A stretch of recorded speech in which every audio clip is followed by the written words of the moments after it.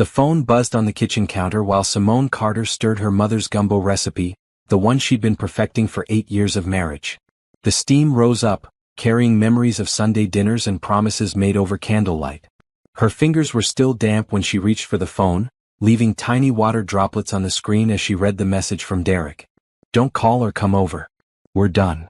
6 words. 8 years reduced to 6 cold words sent through a screen at 9:47 p.m. on a Thursday night. Simone's hand trembled. She read it again. Then again. The wooden spoon slipped from her other hand and clattered against the pot, splashing roux across the stovetop. She didn't move to clean it. Her legs felt disconnected from her body as she sank onto the kitchen floor, the phone still glowing in her palm. "Got it," she typed back. 2 words. Her fingers moved on autopilot while her brain struggled to process what was happening. The delivered checkmark appeared instantly. Then the read receipt. 3 dots appeared, disappeared, appeared again. Nothing came through. Simone waited, sitting on the cold tile floor of the home they'd bought together 3 years ago, the home where they'd planned to raise children, grow old, build a life that meant something. The gumbo started to burn.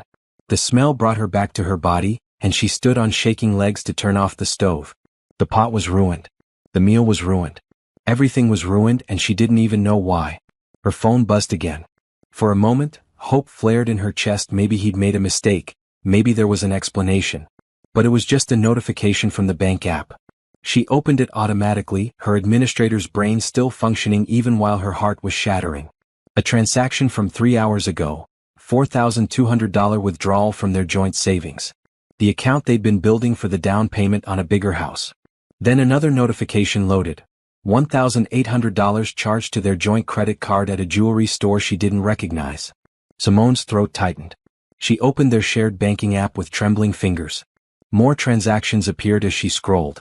Dinners at expensive restaurants on nights when Derek said he was working late.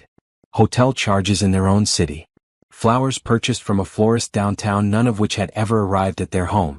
The evidence scrolled past like a nightmare she couldn't wake up from. 3 months of lies, stacked up in neat rows of debits and charges. 3 months of "baby, I'll be home late," and "the project deadline got moved up, and you know how demanding my boss is." She called him anyway. The phone rang once before going to voicemail. He'd blocked her number. Simone sat back down on the floor, her back against the kitchen cabinets. The overhead light buzzed softly. The clock on the microwave blinked 10:03 p.m. Outside, she could hear Mrs. Patterson watering her garden, the spray of the hose hitting the concrete in steady rhythm. Normal sounds. Normal life continuing while hers fell apart. She thought about calling her mother, but what would she say? "Mama, Derek left me via text message and I don't know why?" The words felt too humiliating to speak out loud. Her mother had warned her about moving too fast, about getting married after only knowing him for 18 months. But Derek had been so sure, so confident, so ready to build a life together. He'd said all the right things about partnership and forever. Her phone buzzed with another bank notification.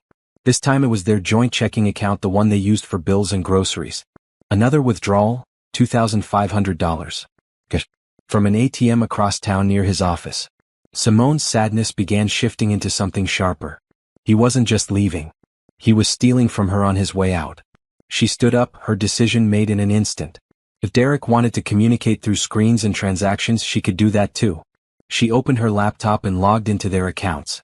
Within 15 minutes, she transferred half of everything that remained into her personal account, the one she'd kept from before the marriage, the one Derek had suggested she close because married people should share everything. Thank God she kept it open. The transfers went through smoothly. $6,800 from savings. $3,200 from checking. Half of the money market account they'd opened last year. Her hands didn't shake anymore. Her tears had dried. Something cold and clear had settled over her, a kind of calm she'd never felt before. She wasn't going to beg. She wasn't going to chase him down or show up at his office demanding answers. She'd given him 8 years of loyalty, trust, and love. If he wanted to throw that away with a text message, then she would let him go. But she wouldn't let him destroy her in the process. Simone closed the laptop and walked to their bedroom. Her hands moved with purpose now as she pulled out her suitcase from the closet. She packed methodically clothes, toiletries, her grandmother's jewelry box, the photo albums from before Derek, her important documents. Everything that was hers and hers alone. By midnight her car was loaded. She took one last look at the house that had been supposed to be their forever home. The paint color they'd argued about for weeks before choosing the perfect warm beige. The garden she'd planted in the backyard. The porch swing where they'd spent summer evenings talking about their future. All of it felt like it belonged to a different person now. A person who'd believed in happy endings and kept promises. Simone locked the door behind her and drove to her mother's house across town. Nadine would still be awake. She always stayed up late watching her crime shows. The porch light would be on. There would be questions, but there would also be arms to hold her when the shock wore off and the real pain began. As she pulled out of the driveway, Simone glanced at her phone one more time. No new messages. No explanations. Just silence and the ghost of a marriage that had ended with 6 cold words. She drove through the quiet streets of their neighborhood, past the park where they used to walk on Sunday mornings, past the coffee shop where Derek had first told her he loved her. The city lights blurred through her windshield, and she realized she was crying again, not the desperate, confused tears from earlier, but something deeper. Grief for the life she'd thought she was building. Anger at the man who'd stolen her faith and promises. But underneath all of it, buried deep but beginning to surface, was something unexpected: relief. Because if Derek could do this, could end everything with a text message and drain their accounts without a word, then maybe she'd been living with a stranger all along. And maybe, just maybe, she was better off finding out now than wasting any more years on a man who'd never really seen her at all. Nadine Brooks opened the door before Simone could knock. She stood there in her purple robe, her silver-streaked braids wrapped in a silk scarf, her face shifting from surprise to understanding in seconds. Mothers always knew. "Baby," she said softly, and that single word broke something loose in Simone's chest. She fell into her mother's arms right there on the porch, her suitcase forgotten by her feet. Nadine held her tight, one hand stroking her back in the same rhythm she'd used when Simone was 5 years old and had fallen off her bike. The same rhythm that had comforted her through her father's death, through college rejections, through every hurt that had ever needed healing. "Come on inside," Nadine murmured. "Let's get you settled." The house smelled like lemon furniture polish and the lavender sachets Nadine kept in every room. Simone's childhood home, updated over the years but still holding the same warmth, the same sense of safety. The TV was on in the living room, a crime show frozen mid-scene where Nadine had paused it. Simone sank onto the familiar couch while her mother brought in her suitcase and closed the door. Then Nadine disappeared into the kitchen, and Simone heard the sounds of a kettle being filled, the click of the stove igniting, the cabinet opening where the tea was kept. Something's never changed. Nadine Brooks fixed everything with tea first, then talked. When her mother returned with 2 steaming mugs, Simone finally found her voice. "He sent a text. Don't call or come over. We're done. That's all he said. 8 years, and that's all he could give me." Nadine's jaw tightened, but she didn't interrupt. She sat down next to Simone and waited, the way she always did, giving her daughter space to let it all out. "Then I saw the bank accounts. He's been spending our money on someone else for months. Hotels, restaurants, jewelry that never came home. He cleaned out the savings tonight, took thousands of dollars. Just took it. Like I was nothing. Like we were nothing." "Did you transfer your half?" Nadine asked, her voice level. "Yes. I got what I could before he took it all." "Good girl." Nadine squeezed her hand. "I raised you right. Now tell me the rest." Simone told her everything: the burned gumbo, the blocked phone number, the feeling of sitting on the kitchen floor while her life fell apart. She talked until her tea went cold, until the words ran out and only exhaustion remained. "You can stay here as long as you need," Nadine said. "Your room's still set up. Nobody's touched it." "I don't understand how I missed it," Simone whispered. "How did I not see what he was doing?" "Because you loved him and you trusted him, and that's what you're supposed to do in a marriage. You weren't blind, baby. He was a liar. There's a difference." Nadine stood and pulled Simone to her feet. "Come on. You need sleep. Tomorrow we'll figure out the rest." Simone's childhood bedroom looked exactly as she'd left it when she moved out 8 years ago. Her old posters were gone, replaced with framed family photos, but the bed had the same quilt Nadine had made, the walls were still painted the soft green Simone had chosen at 16. The bookshelf still held her high school yearbooks and college textbooks. She changed into an old t-shirt from the drawer. Somehow her mother had kept clothes here for her all this time and crawled under the covers. The bed felt smaller than she remembered, but safer too. No one could hurt her here. Sleep came in fits and starts. Every time she closed her eyes, she saw Derek's face, heard his voice saying the lies she'd believed. At 3 a.m. she gave up trying and went downstairs for water. The kitchen light was on.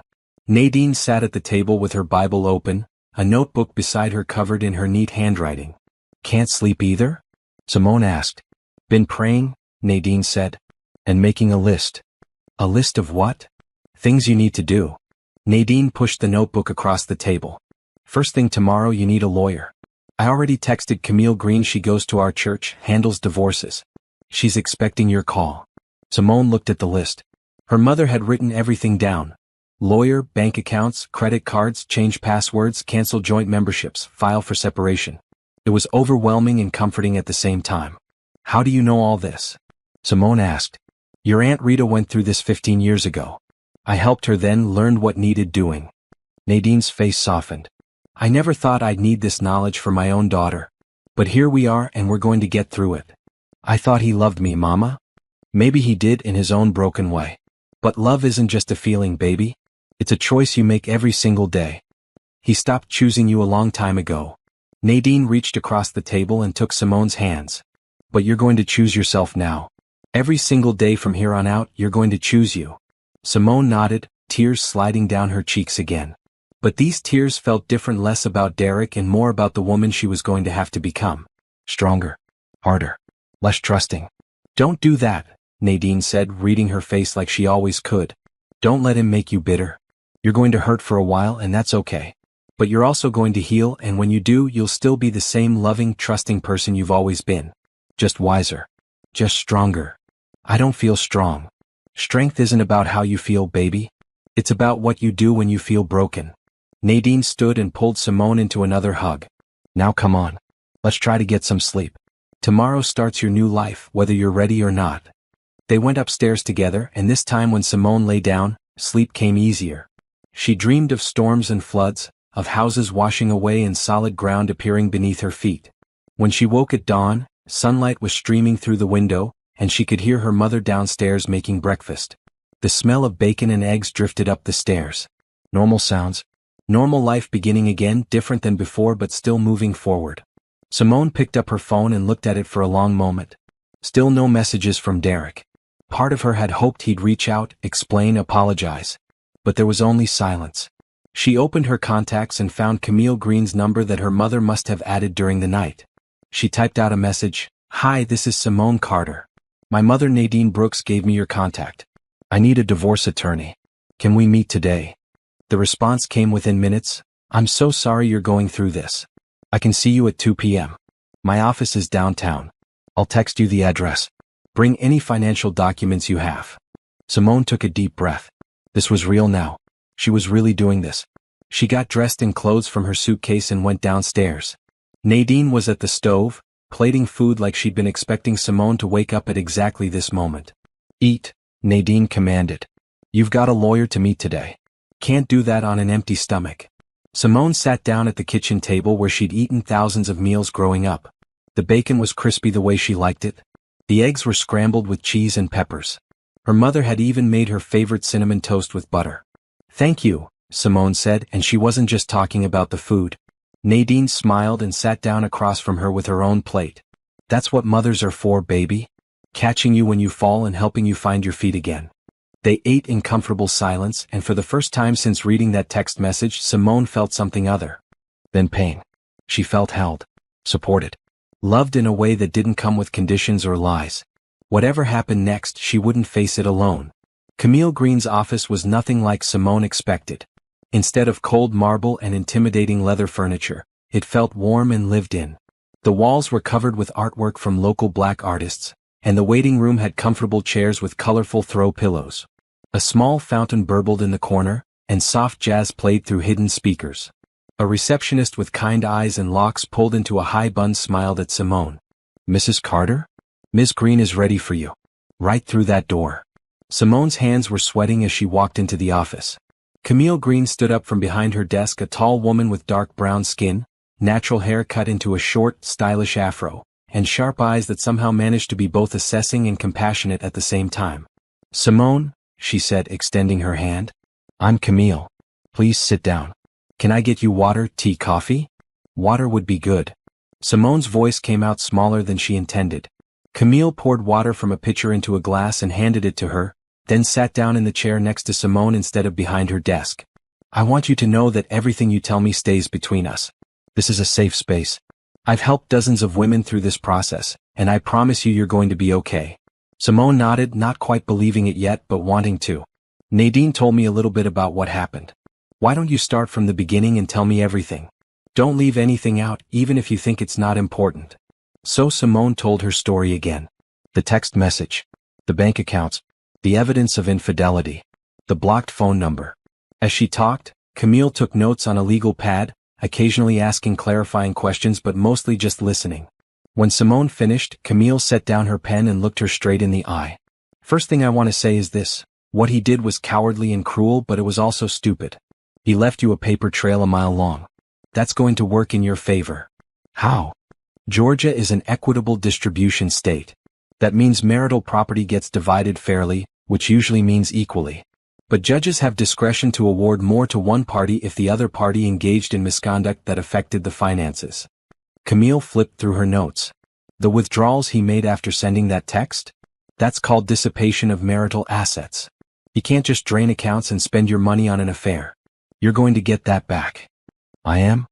Yes. And depending on what else we find, you might get more than just half. Camille leaned forward.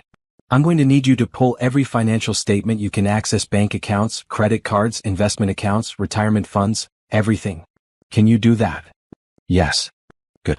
I'm also going to need you to document everything you know about his affair. Dates, times, any communication you've seen. Do you know who she is? No. I just know she exists. We'll find out. Does Derek own any major assets separately from you? He has a car in his name only. A Lexus he bought 2 years ago. And there's his 401k from work. Those are marital assets too, even if they're in his name alone. We'll be going after half of everything acquired during the marriage. Camille made more notes. Do you work? Yes. I'm an administrator at Mercy General Hospital. I make about $60,000 a year. What does Derek do? He's a project manager at a tech company. He makes around $90,000. Camille nodded.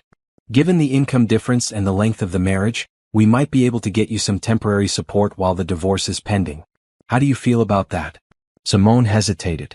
Part of her wanted to say she didn't need anything from Derek, that she could handle it on her own.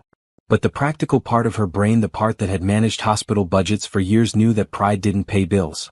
I'll take whatever I'm entitled to, she said. Good answer. Now here's how this is going to work. I'm going to file for divorce and for temporary orders. That means we ask the court to divide financial responsibilities while the divorce is pending. We'll request that Derek pay half the mortgage if you're staying in the house, or we'll request exclusive use of the house if he's already moved out. We'll also ask the court to freeze all joint accounts so he can't take any more money. He's already blocked me from his location and his phone. I don't even know where he's living. We'll find out during the discovery process.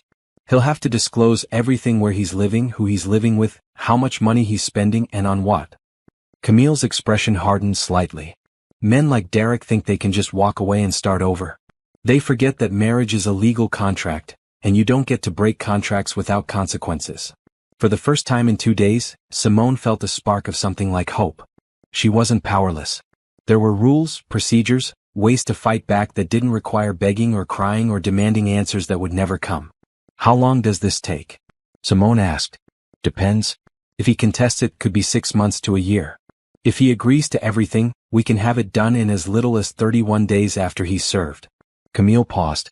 I'll be honest with you though. Most men who leave like this don't make it easy. They feel guilty, so they get defensive. They fight for things they don't even want just to avoid admitting they were wrong. What do I do in the meantime? You live your life. You go to work. You see your friends. You take care of yourself. You don't contact him unless it's through me. And you definitely don't agree to anything without running it past me first. Camille smiled. I know this feels overwhelming right now, but I promise you we're going to get through this together. They spent another hour going over details: retainer fees, court dates, what to expect during the process.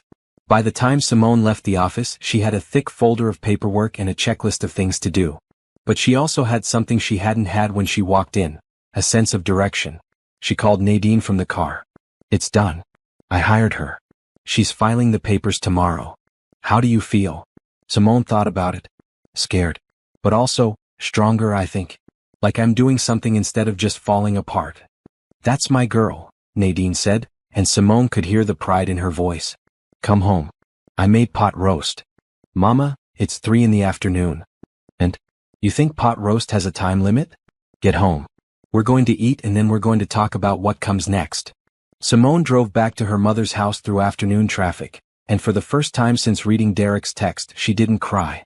Instead, she thought about the future. Camille had described a future where she got what she was owed, where Derek had to face the consequences of his choices, where she walked away with her dignity intact. When she pulled into Nadine's driveway, her mother was on the porch waiting for her. And standing next to Nadine was Rhonda Patterson, Simone's best friend from work, holding a bottle of wine and wearing an expression that said she'd heard everything and was ready to fight. Surprise, Rhonda said. Your mama called me. Hope that's okay. Simone felt tears prick her eyes again, but these were different. These were grateful tears.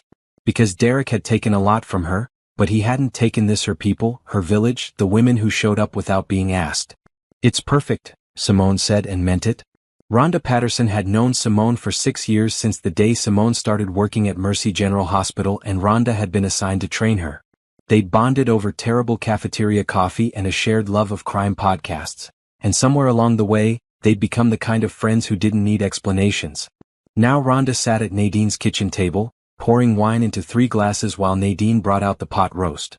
Okay, Rhonda said, sliding a glass toward Simone. I already know the basics because your mama filled me in. But I need details. What exactly did that fool say in the text? Simone repeated the message for what felt like the 100th time. Don't call or come over. We're done. That's it? Just 6 words. Rhonda's voice rose. 6 words after 8 years? That's all I got. Rhonda took a long drink of wine. I never liked him. Rhonda, Nadine warned. What? I'm being honest. He always seemed like he was performing being a husband instead of actually being one. You know what I mean? Like he'd read about what husbands are supposed to do and was just checking boxes. Simone thought about that. Derek had been attentive in obvious ways: flowers on anniversaries, public declarations on social media, expensive gifts on birthdays. But when it came to the everyday stuff, the small moments that actually built a life together, he'd been distant. How many nights had she eaten dinner alone while he worked late? How many times had she suggested they go to therapy and he'd said they were fine? You might be right, Simone admitted. Of course I'm right. I'm always right. Rhonda turned to Nadine. Mrs. Brooks, this pot roast is incredible. Will you adopt me? Nadine laughed. You're already like a daughter to me. Both of you are. They ate and talked, and slowly Simone felt herself relaxing. This was what she'd needed: not pity or careful tiptoeing around her pain, but Rhonda's blunt honesty and her mother's steady presence. They didn't treat her like she was broken. They treated her like she was going to survive this, and that made it feel possible. So what's the plan? Rhonda asked, pouring herself more wine. Are you staying here? For now, Simone said. I need to figure out what to do about the house. Camille said we'd address it in the temporary orders. What about work? Are you taking time off? I can't afford to. I need the money now more than ever. Girl, you're the administrator. You could take a few days if you needed to. I don't want to, Simone said, and realized she meant it. I don't want to sit here and think about Derek all day. I need to stay busy. Okay, but promise me you'll tell me if you need anything. And I mean anything: someone to sit with you during lunch, someone to cover a meeting if you need to cry in your car, someone to slash Derek's tires. Rhonda. I'm kidding. Mostly. Rhonda grinned. But seriously, Simone. You don't have to do this alone. I've got your back. We all do, Nadine added. This is just the beginning. You're going to have good days and bad days. The important thing is to keep moving forward. Later that night, after Rhonda had gone home and Nadine had gone to bed, Simone sat in the backyard with her phone. She'd been avoiding social media since the text, afraid of what she might see, but curiosity finally got the better of her. Derek's Instagram was still public. His last post was from a week ago, a photo of his lunch at some upscale restaurant downtown. The caption said, "Sometimes you need to invest in yourself." Simone stared at it, trying to read meaning into the words. Had that been a message? A hint that he was planning to leave? She scrolled further back. There was a photo of them from their anniversary 2 months ago. Derek had his arm around her, both of them smiling. The caption said, 8 years with my beautiful wife. Here's to forever. Forever had lasted 2 months after that post. Simone's finger hovered over the unfollow button, but she couldn't bring herself to press it. Not yet. Some part of her still wanted to understand, still hoped for an explanation that would make this make sense. Her phone buzzed with a text from an unknown number. Hey, it's Camille. I know I said you wouldn't hear from me until tomorrow, but I wanted you to know I've already started pulling together the divorce petition. I'm including a request for exclusive use of the marital home. If Derek's not living there, you shouldn't have to leave. Just wanted to give you a heads up. Try to get some rest tonight. Simone typed back, thank you. For everything. That's what I'm here for. You're going to get through this. Simone put her phone away and looked up at the stars. The night was clear, and she could see more of them here at her mother's house than she ever could in her neighborhood closer to the city. When she was a little girl, her father used to bring her out here and teach her the constellations. He died when she was 12, and for years afterward, she'd come out here to feel close to him. I could use your advice right now, Daddy, she whispered to the sky. The stars didn't answer, but the memory of her father's voice came to her anyway. Baby girl, you're stronger than you know. You've got your mama's backbone and my heart. That's a powerful combination. Maybe it was. Maybe she was strong enough to get through this. But sitting there under the stars, still wearing the wedding ring she hadn't been able to take off yet, Simone allowed herself to feel the full weight of her grief. She cried for the marriage she'd believed in, for the future that would never happen, for the version of herself who'd woken up yesterday morning still believing she was loved. Tomorrow she would be strong. Tonight she would mourn. 3 days later, Simone was at her mother's house sorting through financial documents when headlights swept across the living room. She glanced out the window and froze. Derek's car was pulling into the driveway. Mama? Simone called out, her heart hammering. Nadine appeared from the kitchen, took one look at Simone's face and strode to the window. That fool. I knew he'd try something. Derek was getting out of his car, and even from inside the house, Simone could see the tension in his shoulders.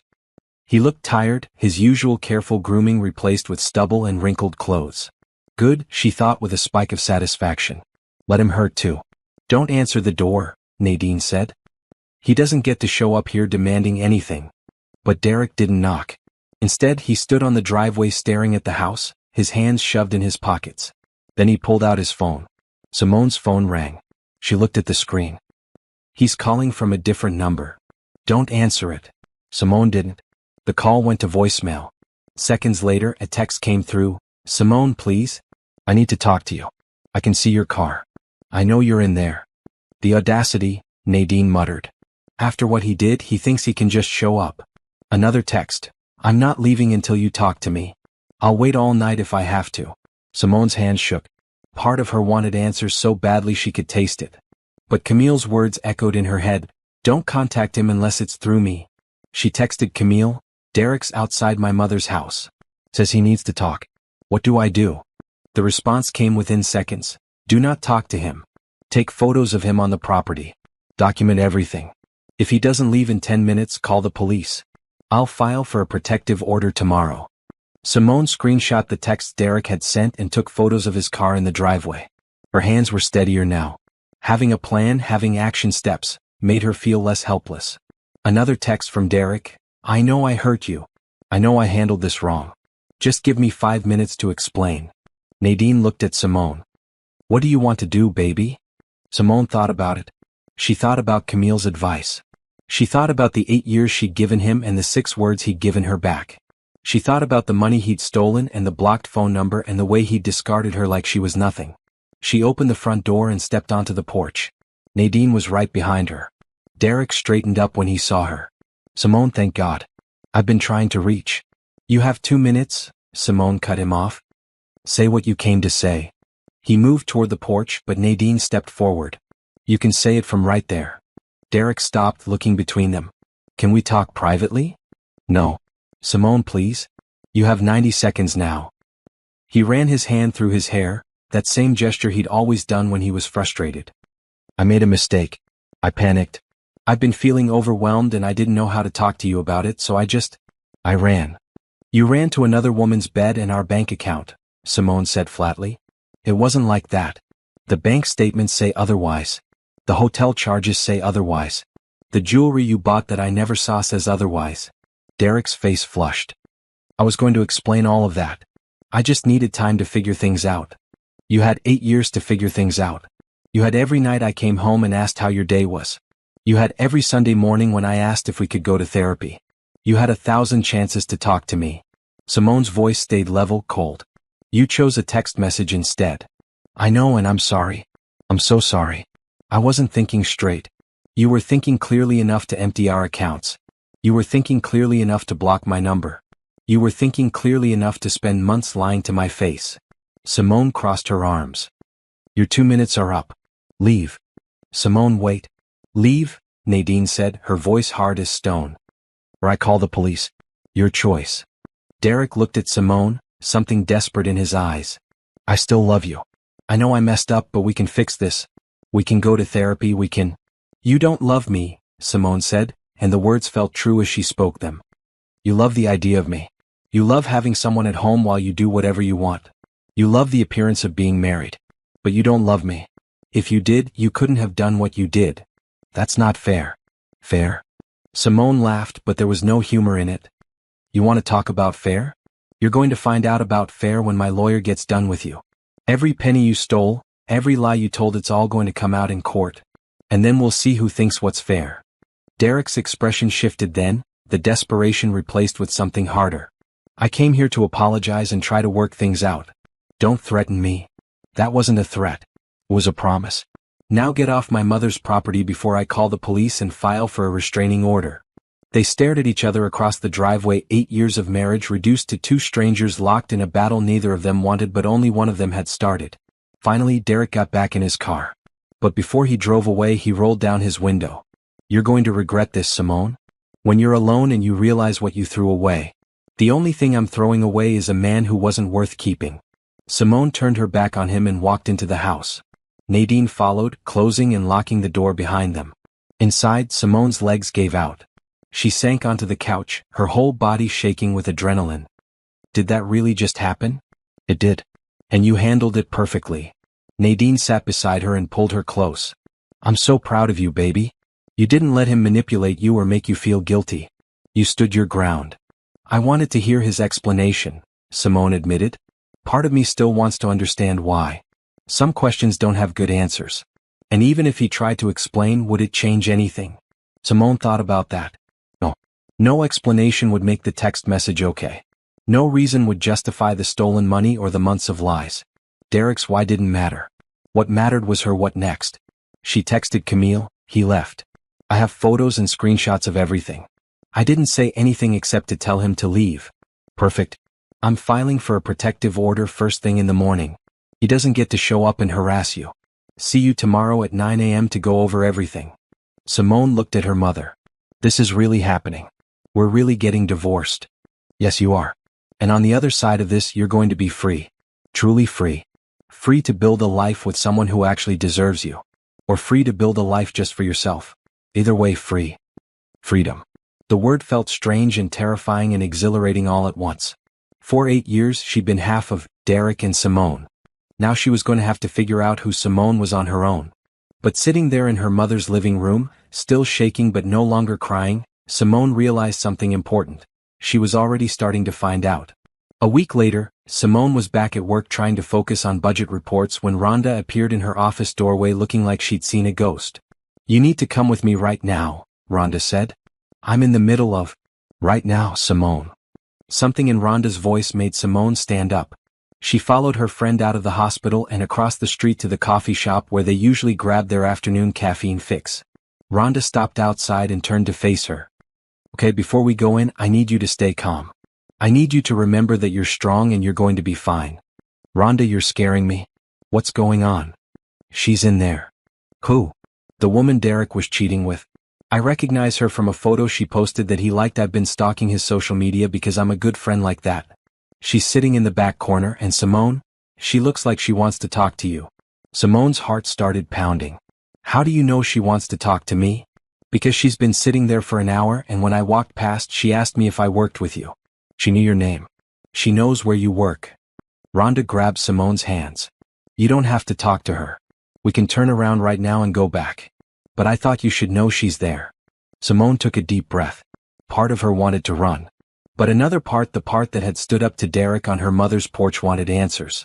Wanted to look this woman in the face and see who had been worth destroying a marriage for. I'm going in, Simone said. I'm coming with you. They walked into the coffee shop together, and Simone spotted her immediately.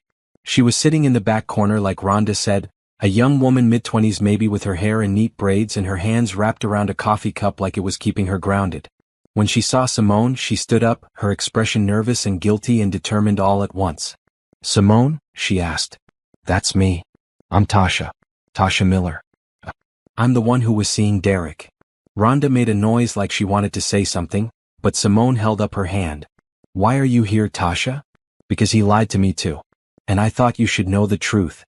Simone and Rhonda sat down across from her. Up close, Tasha looked even younger, and there were dark circles under her eyes like she hadn't been sleeping well. "Talk," Simone said. Tasha took a shaky breath. "I met Derek 6 months ago at a work conference. He told me he was separated, that his divorce was almost final. He said you two had grown apart and were just waiting for the paperwork to go through. He showed me pictures of his apartment. I thought he lived alone." She laughed bitterly. "I'm so stupid." "You're not the stupid one," Rhonda muttered. "I believed him completely. We started seeing each other and he was so charming and so attentive. He'd text me good morning every day, buy me gifts, take me to nice restaurants. He made me feel special." Tasha's eyes filled with tears. "Then last week his phone rang while we were together. He said it was a work call, but I heard a woman's voice when he answered, a woman who sounded angry. After he hung up, he looked panicked. That's when I started putting things together." "What did you do?" Simone asked. "I looked him up online. Found your wedding photos. Found your anniversary posts. Found out that you two were very much married and there was no separation, no divorce pending. Nothing he told me was true." Tasha wiped her eyes. "I confronted him and he admitted he'd lied. Said he was planning to leave you but hadn't gotten around to it yet. Like you were an errand he kept forgetting to run." Simone felt sick. All those nights Derek said he was working late, all those weekend conferences he had to attend, he'd been building a whole separate life with this girl who'd been as deceived as she was. "I'm sorry," Tasha said. "I know that doesn't fix anything or make it better. But I am so sorry. If I had known he was still married, if I had known you didn't know." "It's not your fault," Simone heard herself say. "He lied to both of us. I broke it off with him immediately. Told him I never wanted to see him again. And Tasha's voice broke. He got angry. Said I was overreacting, that marriages end all the time, that I was being naive. Like I was the problem for having standards." "What an absolute piece of garbage," Rhonda said. "There's something else," Tasha said. "Something I think you need to know." Simone braced herself. "What?" "The jewelry he bought. The expensive stuff on your credit cards. It wasn't all for me. There's another woman. Someone he met online. I found messages on his phone before I ended things. He was seeing both of us at the same time." The coffee shop seemed to tilt. Simone grabbed the edge of the table to steady herself. "Are you okay?" Rhonda asked, her hand on Simone's back.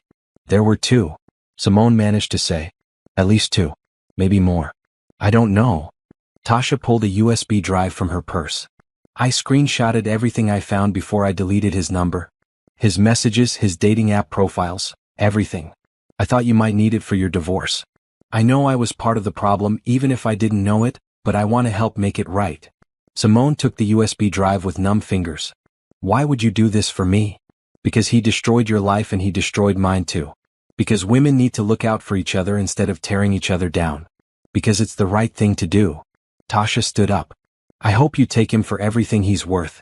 And I hope you find someone who actually deserves you." She walked out of the coffee shop, leaving Simone and Rhonda sitting in stunned silence. "Did that really just happen?" Rhonda finally asked. "I think so." Simone looked at the USB drive in her hand. "There were two women. Maybe more." "Simone, this is good. I know it doesn't feel good, but this is ammunition. This is evidence. This is exactly what Camille needs to bury him in court." Simone nodded slowly. Rhonda was right. But all she could think about was how thoroughly Derek had betrayed her. It wasn't just one affair, one mistake, one moment of weakness. It was a pattern. A lifestyle. A complete double life he'd been living while coming home to her every night and kissing her like she was the only one. "I need to call Camille," Simone said. "Right now. Right now." They went back to Simone's office and she called Camille from her desk. She explained what had happened, about Tasha and the USB drive and the evidence of multiple affairs. "Simone, this is exactly what we needed," Camille said. "Can you bring me that drive today?" "I'll come right after work." "Perfect. And Simone? I know this hurts.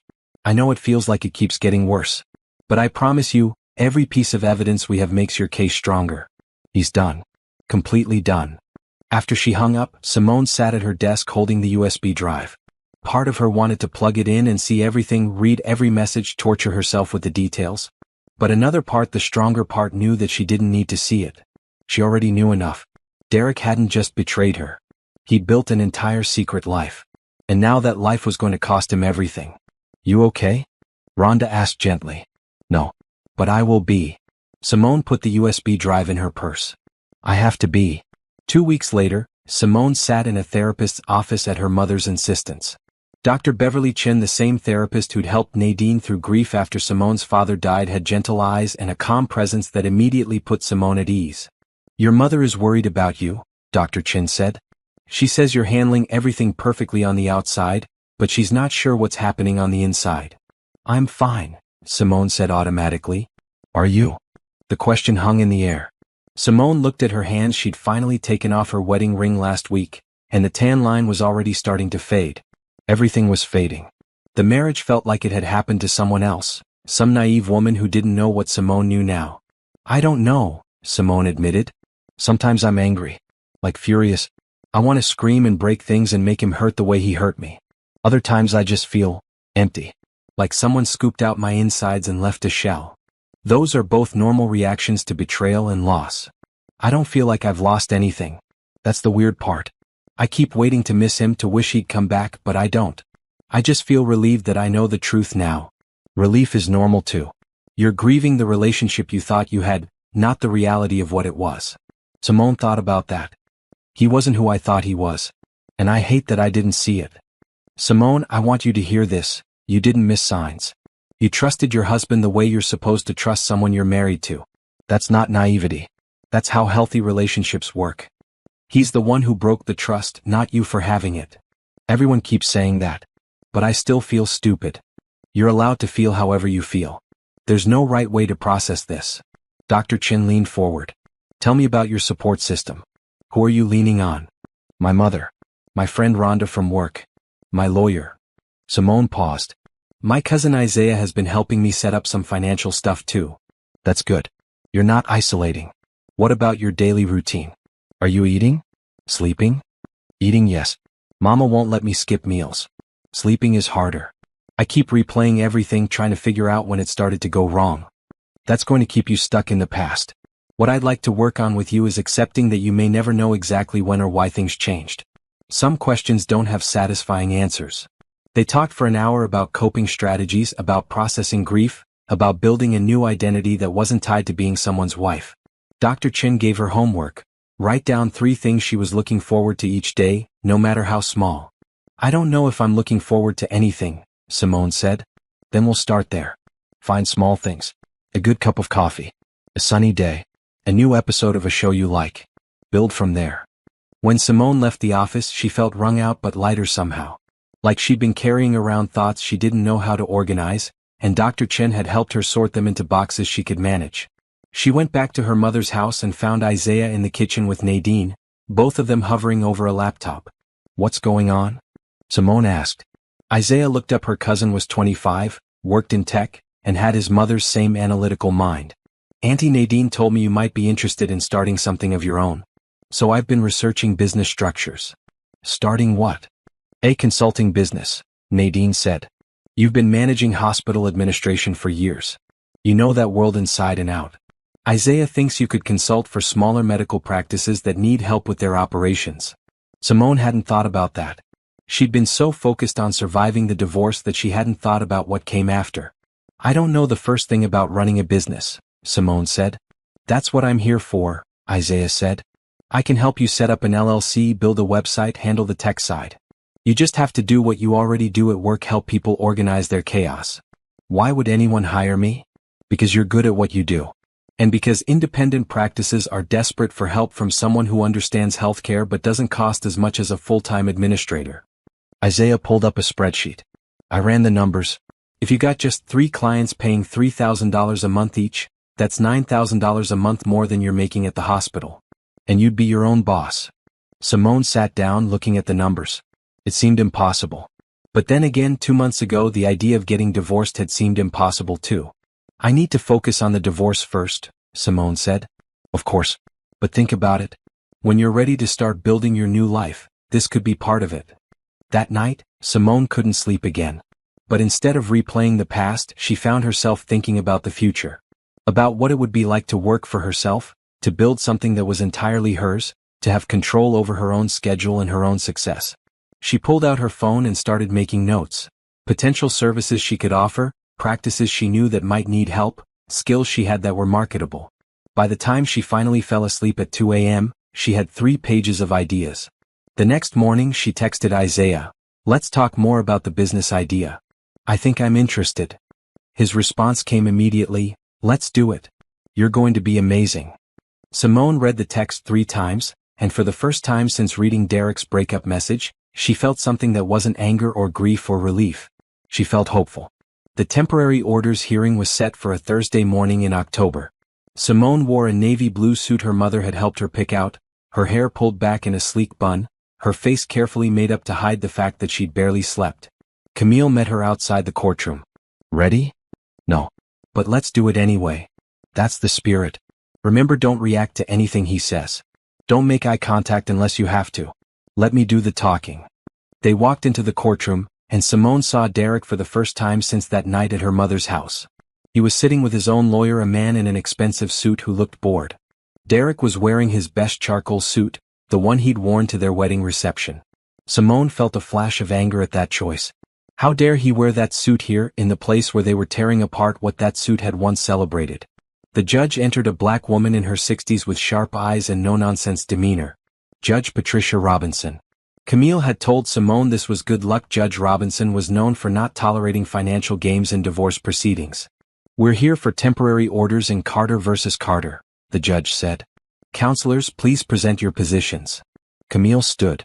"Your Honor, Mrs. Carter is requesting exclusive use of the marital home, an equal division of the remaining marital funds, and temporary support while the divorce is pending." Mr. Carter abandoned the marriage without warning via text message, then proceeded to dissipate marital assets by withdrawing over $8,000 from joint accounts and running up credit card debt for personal expenses related to extramarital affairs. Derek's lawyer stood. "Your Honor, my client disputes the characterization of." "Does your client dispute sending the text message?" Judge Robinson interrupted. "Well, no, but does your client dispute the withdrawals and charges?" "The withdrawals were from joint accounts that he had every right to access. After telling his wife not to contact him? That sounds like dissipation of assets to me."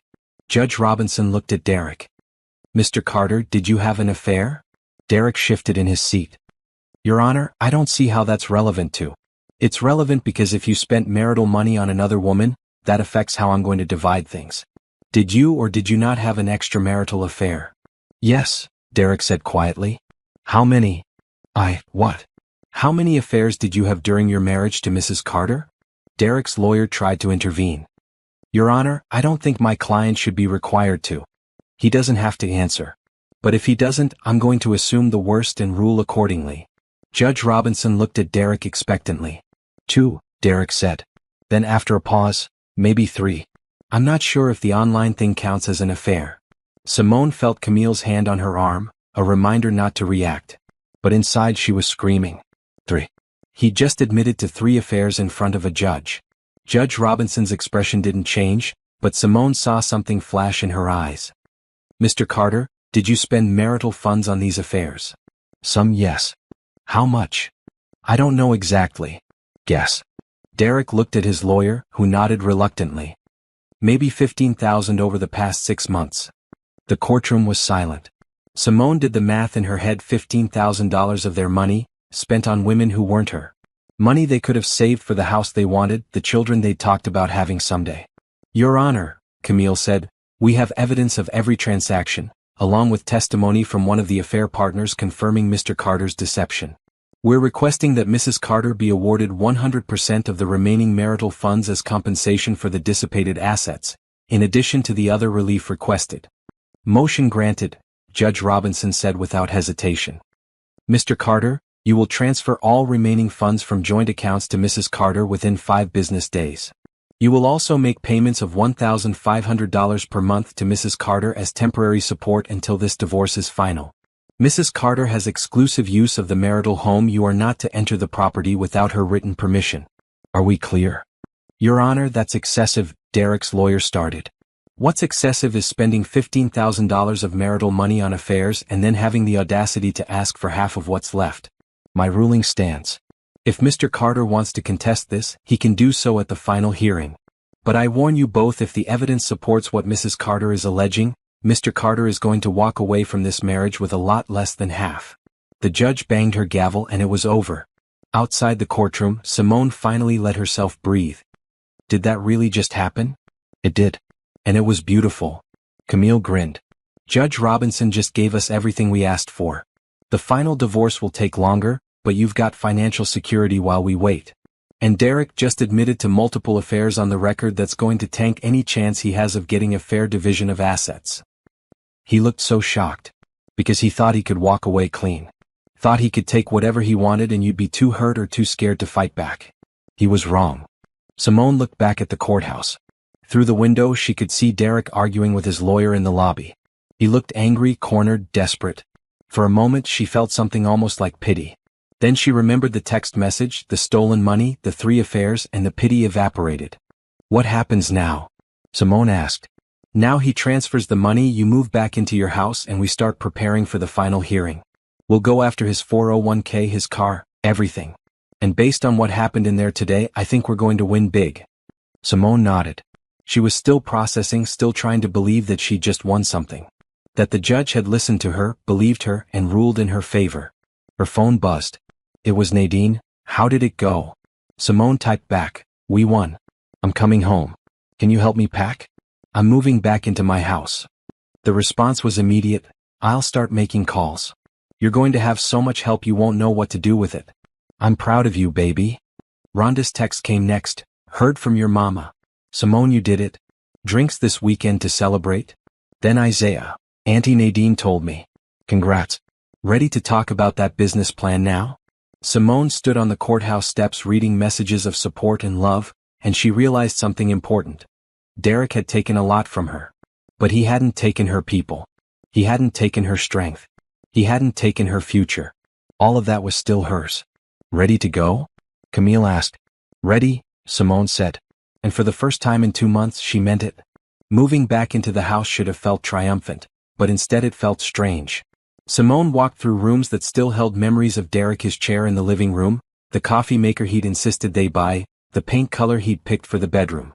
Everything looked the same but felt different, like a museum of someone else's life.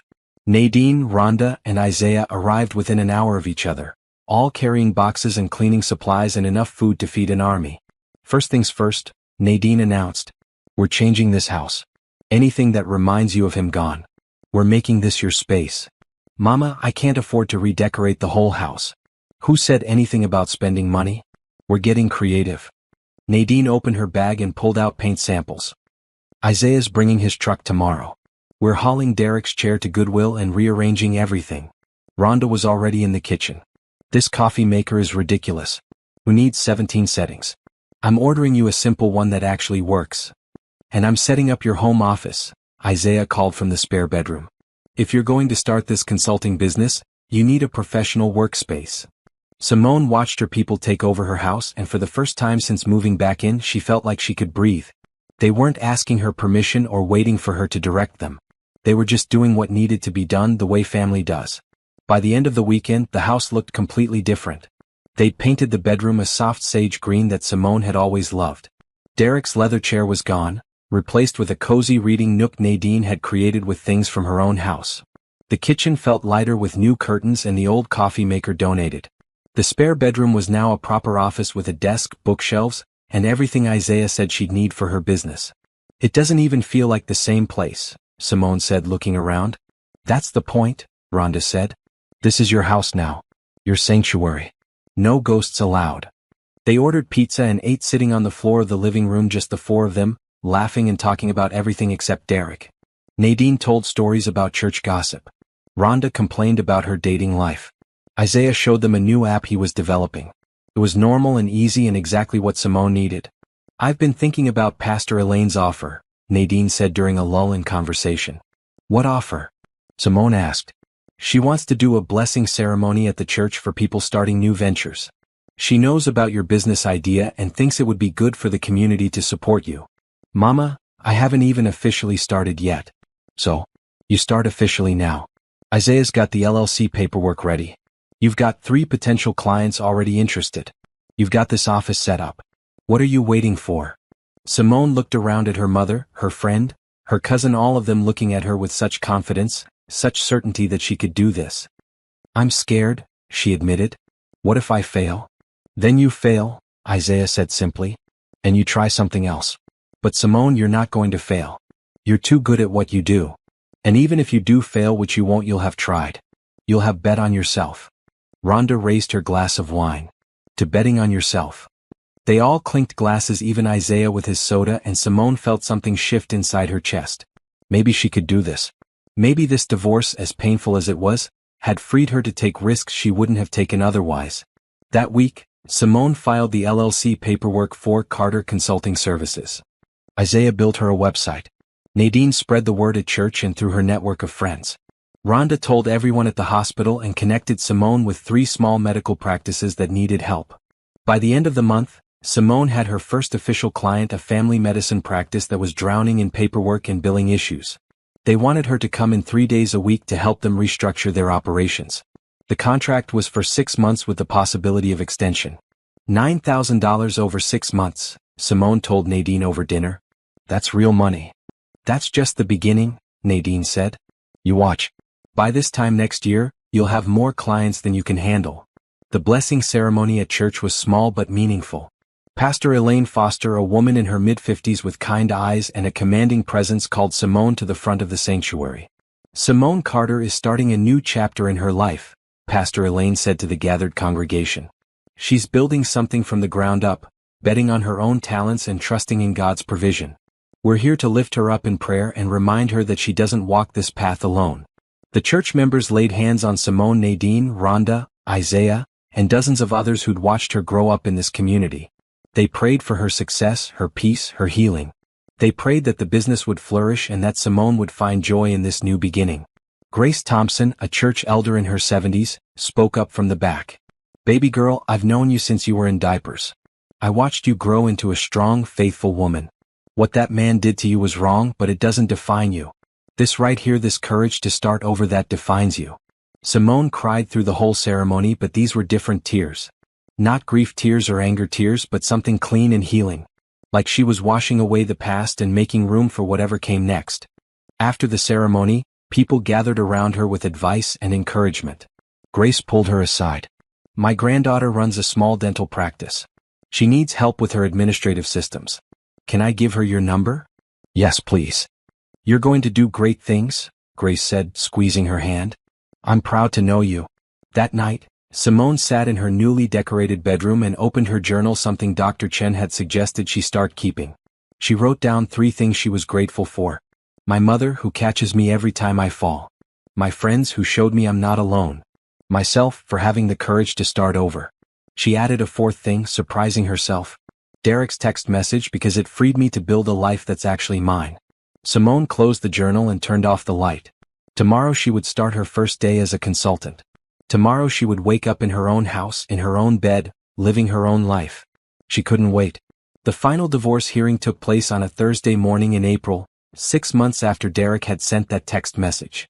Simone walked into the courtroom wearing a cream-colored suit she'd bought with money from her consulting business, a business that now had 6 regular clients and more requests coming in every week.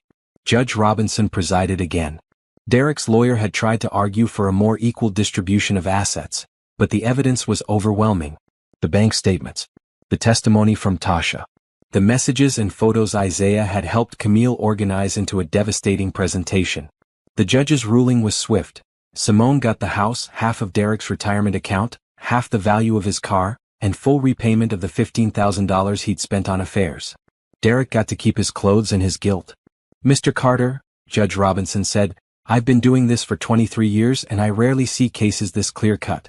You betrayed your wife, stole from your marriage, and thought you could walk away without consequences.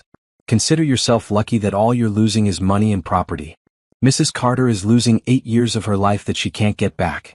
My only regret is that I can't order you to pay for that. The gavel came down.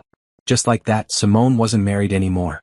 Outside the courthouse, Camille hugged her. You did it? You're officially free. I don't know what I feel. You'll figure it out. But Simone? You should be proud of yourself. You could have rolled over and let him take whatever he wanted.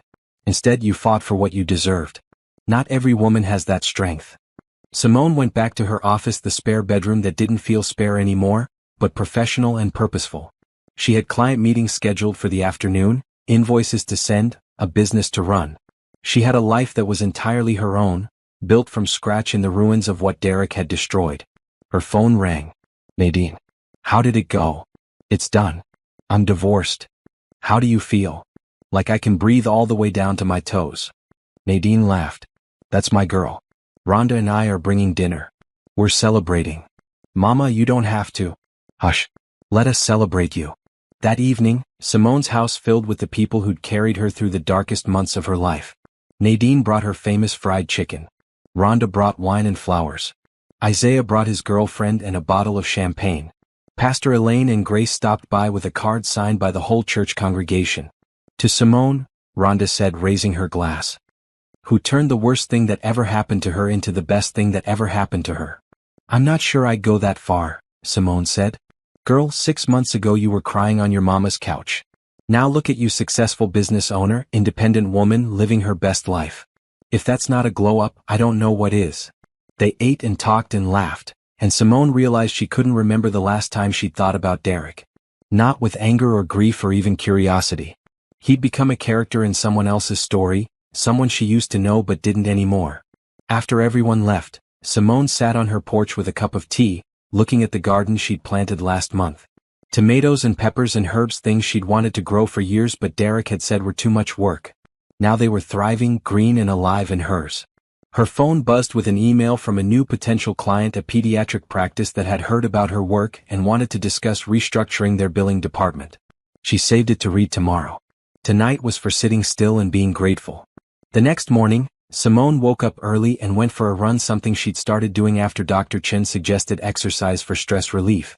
The sun was just coming up, painting the sky in shades of pink and orange. She ran past the park where she and Derek used to walk, past the coffee shop where Tasha had given her the evidence that changed everything, past her mother's house with the porch light still on.